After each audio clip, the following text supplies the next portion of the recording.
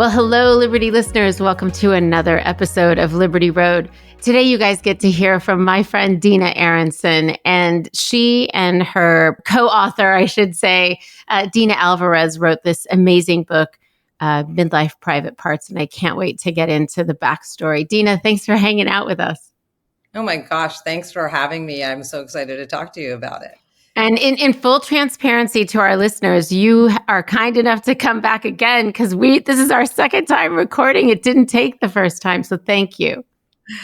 Listen, we all have to give each other and ourselves a little grace. And I've learned that. That is one of the lessons of midlife for me. And I wasn't good at giving that to myself and necessarily others when I was younger. So it's my pleasure, and I get to hang out with you again. Yeah, that's how I feel. So I'm glad you feel the same way. Thank you. So let's just start with the book. Like, why did you decide to write a book about midlife? Like, what inspired that? You know, I had moved into the midlife space when I made a career pivot back in 2020, and I launched a blog called Patina, which for me was, the answer to the fact that I couldn't really find information, popular culture, blogs, anything that was really reflecting my experience as I was sort of moving into and through my 40s. And so, this book was really a very natural extension of that. And when Dina Alvarez and I met and we started to talk, and she was a really beautiful storyteller, and I was, sort of writing in the space too, we decided that we wanted to tell women's stories. I mean, we are mercifully talking about hormones and menopause and perimenopause and all of the things that we weren't ever. And the fact that information was so, sparse made my life very difficult at times during my 40s. And so I am forever grateful that we're there. But there's so much more to our experience than menopause and hormones. Our Absolutely. midlife experience is so much broader than that. And we felt like we weren't seeing the stories really beyond the real stories. And I think there's over the last 2 years, there have been a lot of women that have come into the space, and it's amazing to see. And there's a really beautiful sisterhood.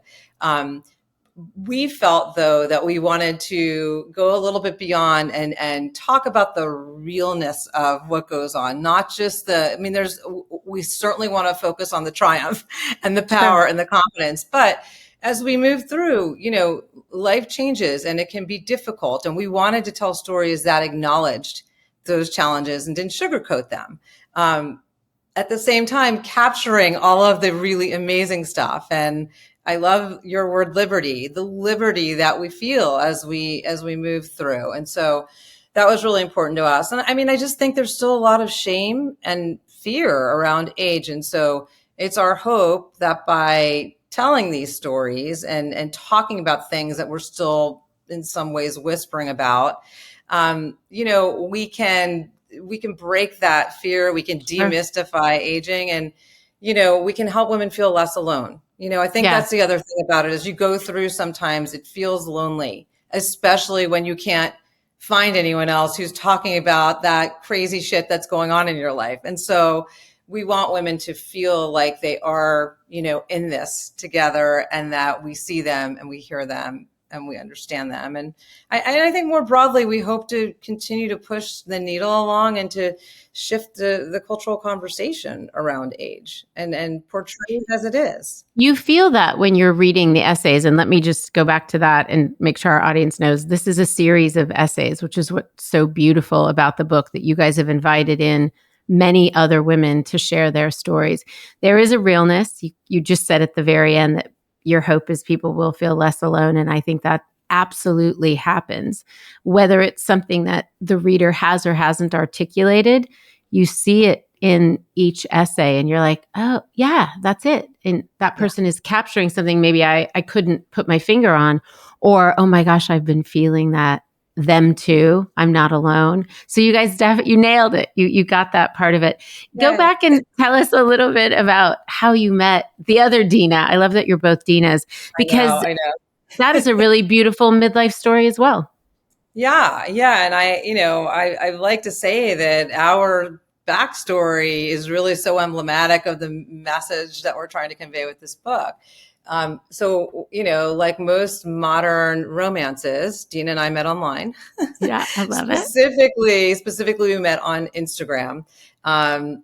We had both gone on around the same time. It was 2020. I had just launched my blog, and I had gone on to try and build some community and promote my writing. And the pandemic happened, and Dina, who had never been online at all, came on and started sharing her writing. And she writes really beautiful, creative nonfiction. And so we found ourselves, in this new space.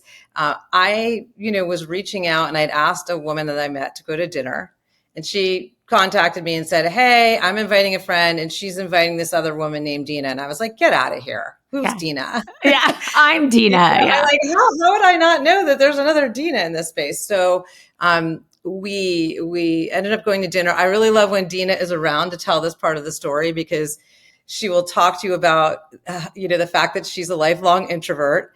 And she said yes to this dinner, and then found herself in a cab going up the the West Side Highway, and thinking, what the hell, what am I doing? What have I gotten myself into? Yeah. And so I'm grateful that she didn't get out of the cab. We met, we had, just sometimes you meet someone and there's just an energy flow. Yeah. And it just felt like a very sort of instantaneous connect. And we had a lovely dinner. We parted, we were following each other. And then the craziness of this story, because it gets crazier, is that we both are in New York City.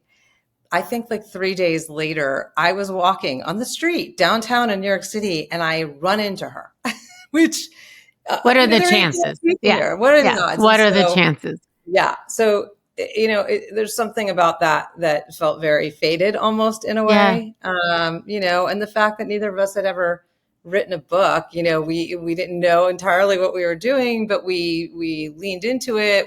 I think a lot of women at this age start to think, I'm too old. It's just too late to start something new. And I love just the fact that our story is sort of proof of concept of, what we're trying to share and the message we want women to take from it.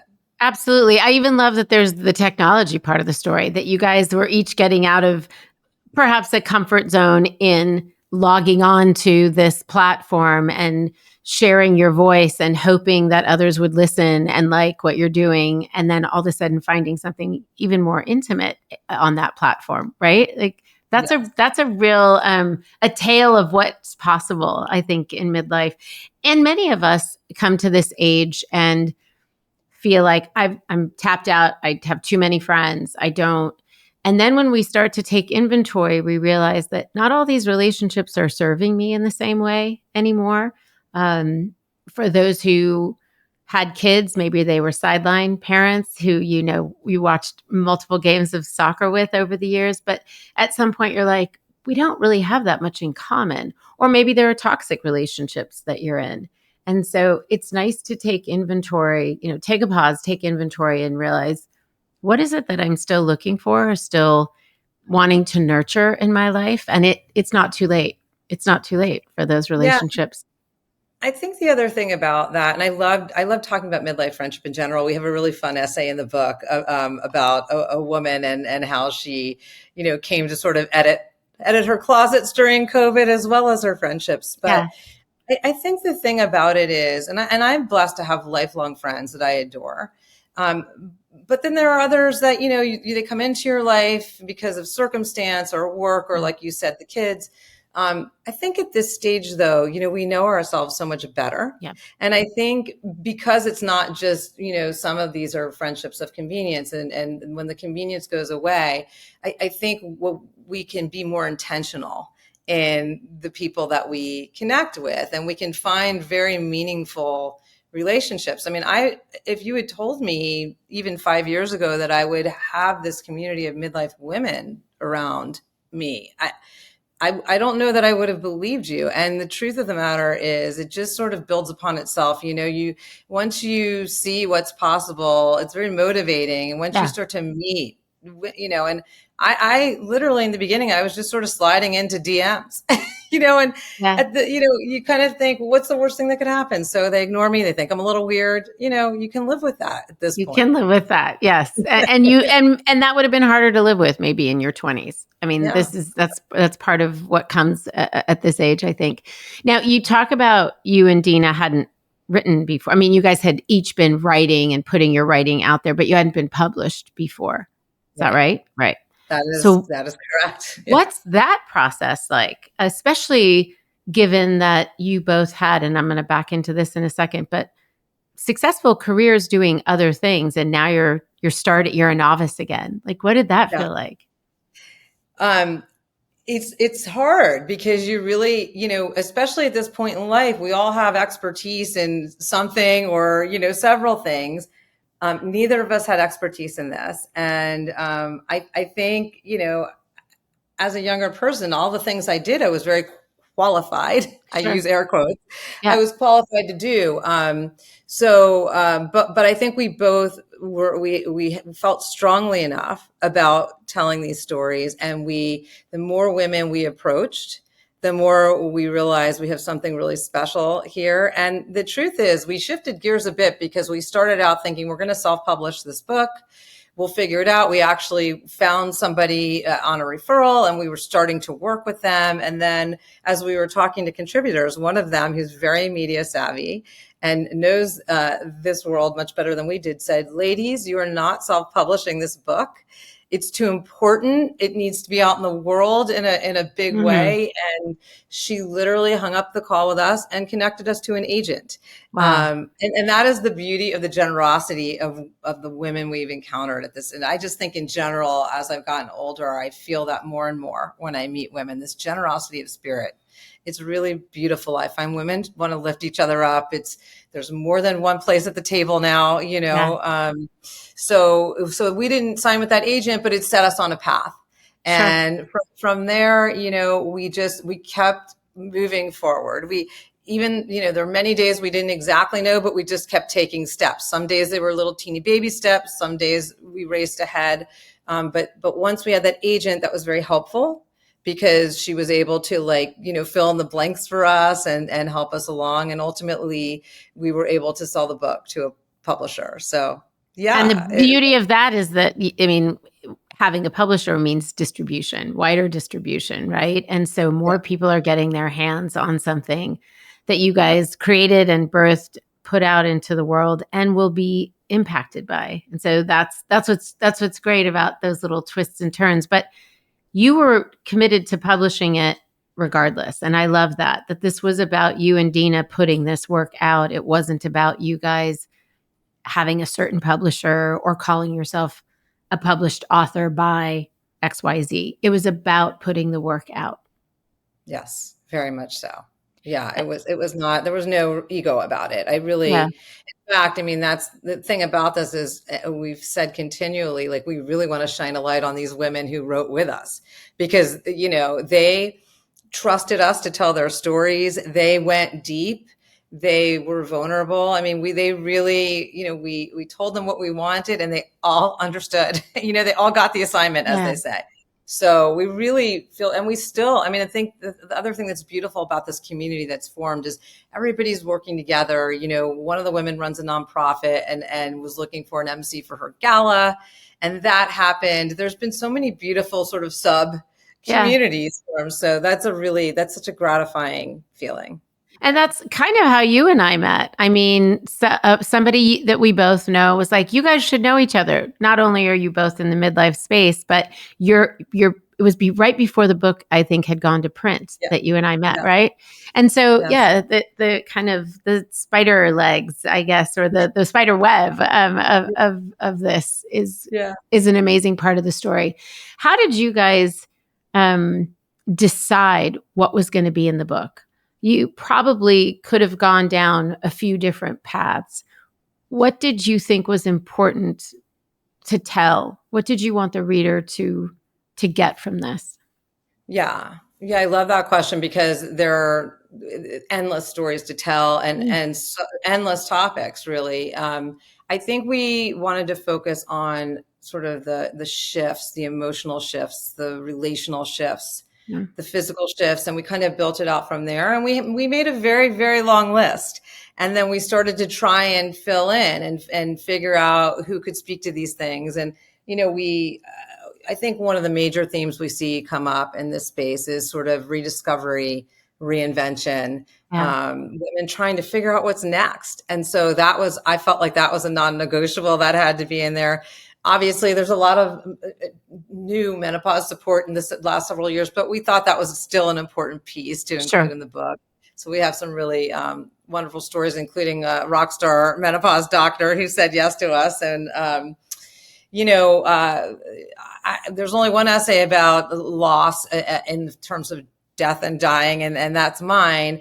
And that's something that I feel like we don't talk about as a culture really at all. And I felt Yeah. like it was really important to share those feelings and the disorientation, and even when you are feeling good and think you have it all together and you know what you're doing, something like that can happen and just throw you right off your center. So I thought that was important. I will tell you there was one particular thing we wanted to include, and we just couldn't find the right piece. Yeah.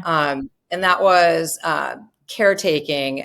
Many of us at this stage we've got kids still at home, some of us, and then Yeah. we've got aging parents.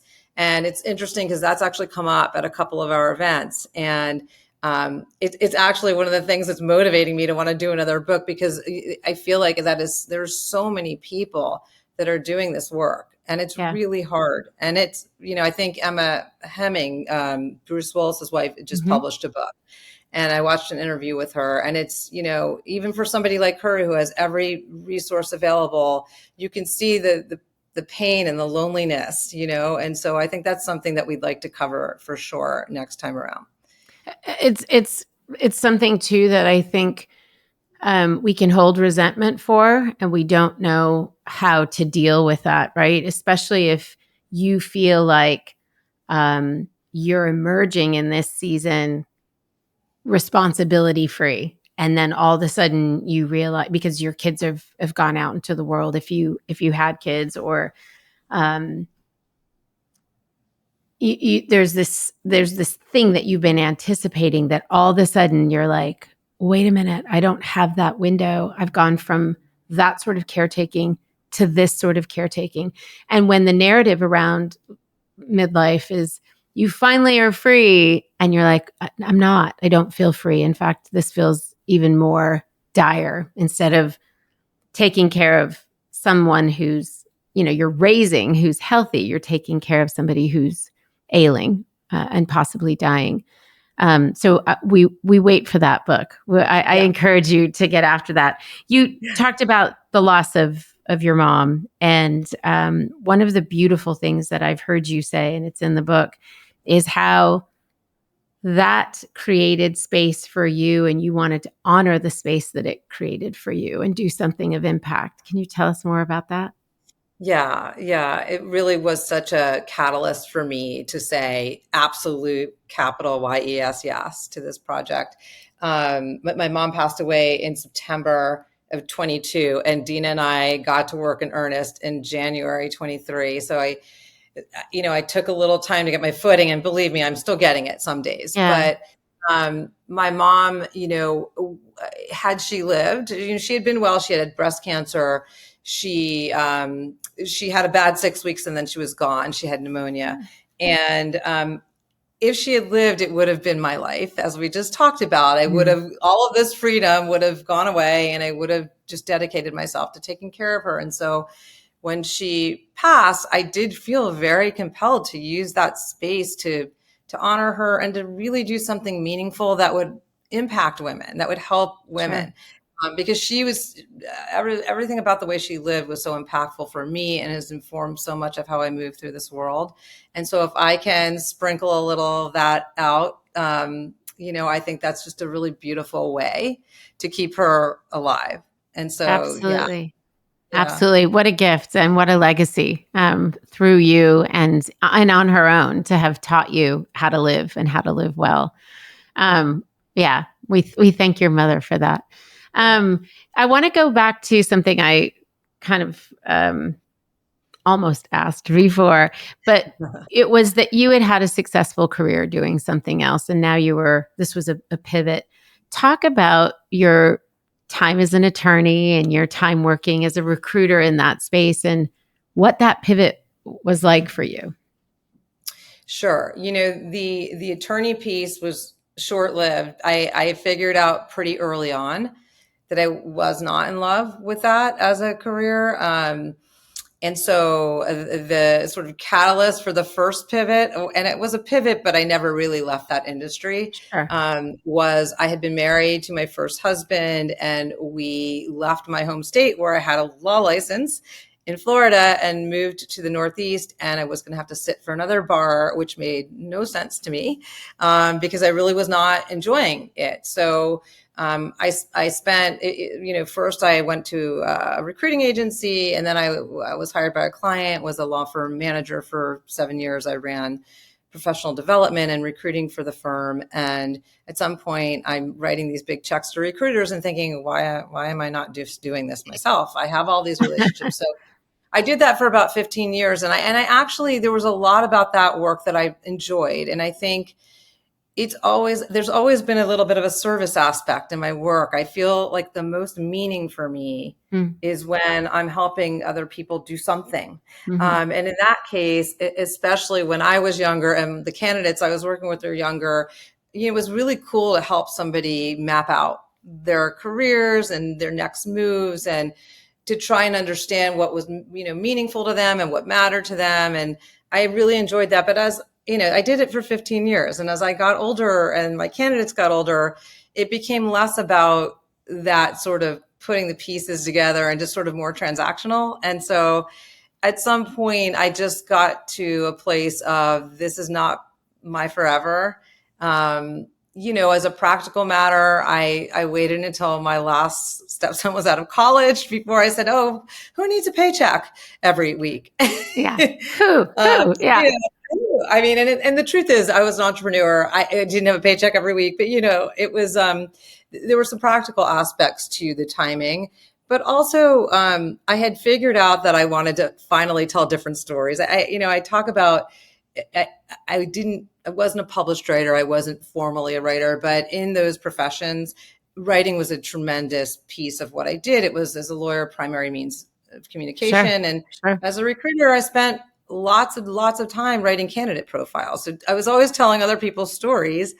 And I think with the blog, I finally, because I wasn't seeing midlife stories, I thought, well, I want to tell my own, and then I want to find other women and tell theirs. Yeah. And so it felt like a natural progression-ish.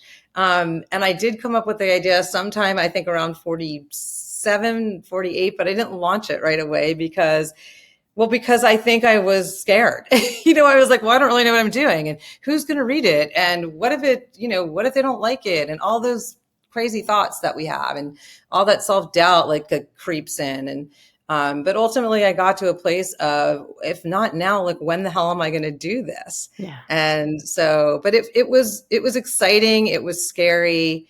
It's still scary for me some days as I move into territories unknown and accept speaking gigs. And, there's liberation in that leaning in and saying yes, in not being attached to the outcome. I think that's made me so much more creative and able to take risks, is because I know that ultimately it'll be okay. And if it's not what I thought it would be, I'll learn, and that's been really cool. So I love that. And I want people to hear that, not being attached to the outcome, whether it's you and Dina saying we're going to self-publish and then a different door opening, or you pivoting a couple times in your career. You also said something that I thought was brilliant. You talked about I'm going to call it your superpower, but sort of when your interest aligned with service, being in service to others, that you're always serving. And I think for most of us, that is where our superpower is whatever we're good at, intersecting with whatever the world needs, however we're in service to other people. If we could identify what that is, there's a real sweet spot there for us. And so thank you for calling that out. How do you think, aside from the topic being midlife in the book, How do you think your age has informed this process, the process of working with a partner on the book, right? Mm-hmm. As great as your relationship is with Dina, there's give and take in that sort of partnership. Um, the process of working with a publisher, of walking into the unknowns. What are the things about your age that you felt like were assets in this process? I feel like there's no way I would have done this 10 years ago. I feel like everything about my age has informed this process, has guided it along. I feel like, I'm at a point in life where I think the ego kind of softens and melts. I Mm, was never a big ego person, but we all have them, if we're being absolutely. honest. And I Absolutely. feel like that has softened. And so I feel like collaborating has felt incredibly natural. Um, I've never collaborated at this level. I mean, I was a solo entrepreneur for all of those years. And so, I feel like I can listen better because I'm not worried so much about people, judging what's coming out of my mouth. I'm not thinking about, oh, what's the next thing to say that's going to sound smart. Like, I just feel like I'm better able to engage as a human Yeah. without some of that gunk that was so encumbering, I think, as a younger person. I think that, that worrying about so much stuff that's so inconsequential, and that trying to control the narrative and control, like this has to look perfect, Yeah. like all of that is not a part of my analysis anymore. Like I see something that's important to me and I'm going to figure out a way to get there. And I'm not going to worry if you think it's not the best piece of art you've ever seen, So I just think age has allowed me to shed a lot of the things that held me back. And, I was able to approach women in ways like we talked about earlier. I slid into DMs. Like I did things that I think I would have thought twice about as a younger person for fear of like just what people would think. And Yeah. I hate that holds us back, but I think it does in a very big way. Sure. So, It's no mistake that, you talked about the sisterhood of women in this particular kind of midlife space, and you and I know a lot of those people, and have had an opportunity to connect with a lot of those people. One of the things that I would say is a through line is all of them are doing something that they've never done, whether it's something that they've done, but it's a new industry or a new way of telling a story, or something that they've never done. That amount of risk taking, that amount of moving the ego aside, of willing to be wrong, of willing to be foolish, um, of thinking that it's fear, realizing later that it's bravery. But that that's a certain kind of person, right? And when yeah, on this podcast, we're telling stories of women who are doing cool things in midlife, who are liberating their own dreams. That is the through line, is that all these women are so cool because they haven't worried about being so cool. They've put themselves out there, and yeah, in the process have become more human, have become more connected to their humanity, have become more generous as a result, and are willing to, say another woman's name in a room because it doesn't diminish who we are. And right. I think everything you've said about your story in meeting Dina, in publishing this book, in bringing other essays into it, in making it about a collective and not just yourself is evidence of that. So thank you for being a poster child to all the things that I think we're starting to better understand about who we are collectively as women in midlife. Yeah, I love that. And I would say when people ask me about how it feels to start something new, how did you figure out what to do? I mean, I try to explain that you're never truly a midlife beginner because Yeah. you've had a life up until now, and you have, a toolbox, and it's much bigger and it gets bigger every year. And so, I love the fact that so many of us are leaning in. and our, I think the generosity and the willingness to take risks, I think it all sort of stems from that feeling of alignment, Yeah. where I think a lot of us have finally like gravitated toward what it is that's been sort of whispering to us for a long time. And I think when you, 100%. Yeah. and I also think the other thing I find, and I know for me it's been very true, and with a lot of the women I've spoken with, is that my definition of success is very different than it once was. Yeah. I think when we're younger, so much has to do with the metrics, with the validation that you get externally, the pats on the back, the awards, and those things are all nice. Don't get me wrong. It's nice Yeah. to feel valued and validated. But the thing is, if it's not filling you, it doesn't matter, and I think many of us have gotten to a place where we're starting to feel, filled in different ways. And I think that it expands us and it enhances us and it just makes us better. Yeah, for sure. For sure. There's a lot of mic drop moments in the things that you're saying. I'm like, that's it. That's it. There, she just said it.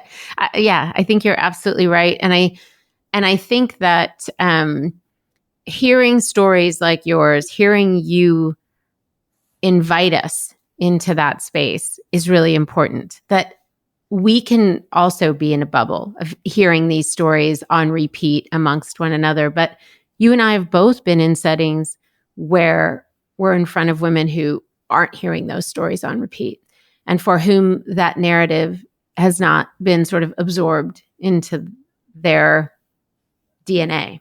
And so your book needs to continue to exist. The next book needs to exist. I think the work that we're doing here needs to happen. We need to continue to get in front of this generation and inform the generation behind us that it's not over. It's not too late.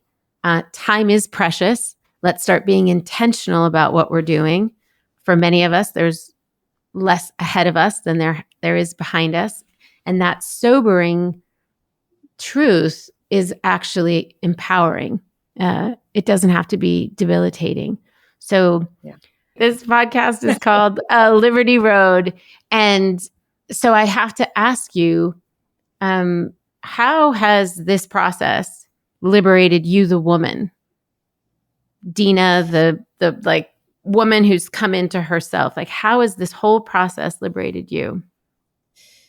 Oh my gosh, in so many ways. I mean, taking a leap and then like seeing what you're capable of and what you're able to create. Yeah.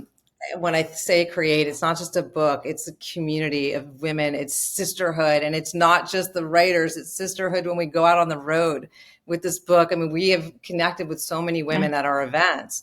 And just knowing you can, is really freeing. And I would just also say, like, this whole process was about saying yes, starting with saying yes to myself. And I spent a lot of time saying no for various reasons as a younger person, protecting my time, I think protecting that ego in many ways. And it's funny because I think I hear a lot of women say, oh, they finally learned how to say no when they get to midlife. And yes, there's a place for that. To me, it's all about intention, right? It's not, don't say yes willy-nilly to every little thing, but start to say yes when something is truly speaking to your heart and your soul. And I feel like those yeses have been very, very liberating. They've opened my life and my world, and it's just everything about it. Doing this book has taught me the power of asking for help, something else I didn't do much as a younger person, because God forbid somebody think I didn't have all the answers or didn't have my shit together. Yeah. But I've learned to ask for help. And that is, I've learned, I think what I'm saying is I've learned to be vulnerable. And there is so much liberation and vulnerability. And I think it's because, and I love Brene Brown's work around this. I feel like when you are able to sort of shed all that crappy stuff, you show up as you are, you show up with your heart, and I think that's really a portal to connecting with other human beings on a real deep level. And so that kind of connection in my life has been very freeing as well. There's so many things. I mean, I could go on, and I think that there's a streak of freedom and liberty through all the stories in this book. You see women throughout the book reckoning, and then you see them sort of figuring out or not, but taking steps anyway, and just breaking out of what I think so many of us have is these like self-imposed limitations. Just showing yourself that those are self-imposed. Nobody's Yeah. telling you, no, this is all you. Figuring out that you can do it and taking steps is incredibly liberating. So just everything about it has I think been very freeing for me. Well, I'm personally glad for you that it has unlocked so much for you, but I'm grateful that it's unlocking so much for so many of us. Thank you, Dina, for spending this time with us, for sharing a bit of your story and how you did it. You are truly an inspiration, and I appreciate you so much. Well, I would say the same thing about you. And thank you so much for having me on to talk about it. And I do hope that, together in this community of midlife superwomen, that we Yep. are able to shift this conversation Yeah. and move this needle and help women to really see this time as, one of true possibility. Amen. Amen. What she said, everyone. And thank you, Liberty listeners, for hanging out with Dina and with me. And we'll have anything she mentioned, including how to get her book, in the show notes. So stay tuned for that. And we'll talk to you guys later. Bye for now.